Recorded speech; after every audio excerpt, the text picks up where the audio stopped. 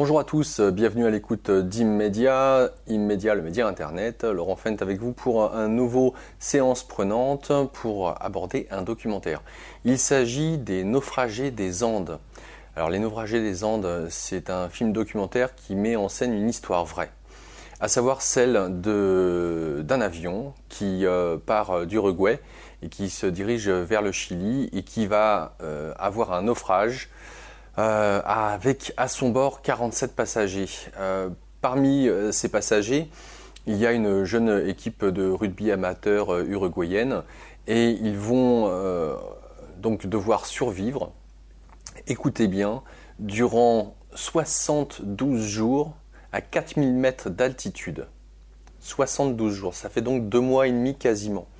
Ce qui est important de préciser, c'est que parmi ces derniers, il n'y aura au final que 12 survivants. 16 survivants, excusez-moi, je regardais mes petites notes.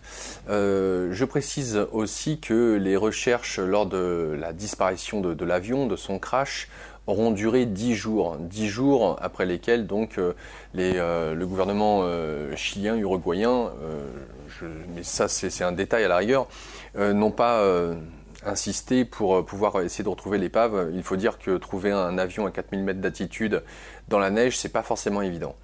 Alors, ce film documentaire, il est exceptionnel. J'adore les documentaires, j'en ai vu des tonnes et des tonnes. Celui-ci, il a vraiment quelque chose d'atypique.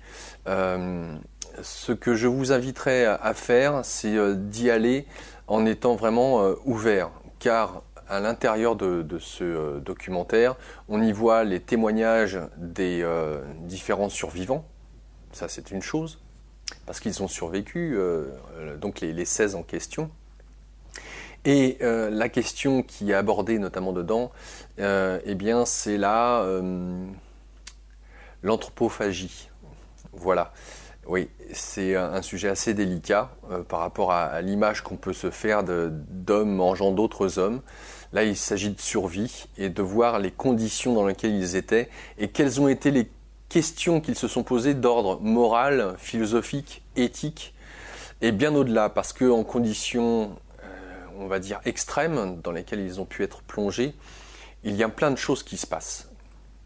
Et ce film est complètement hallucinant. Cette histoire est complètement hallucinante. Il est très mystique, j'allais dire. C'est une manière vraiment de toucher le divin différemment. Je ne peux que vous encourager à le découvrir.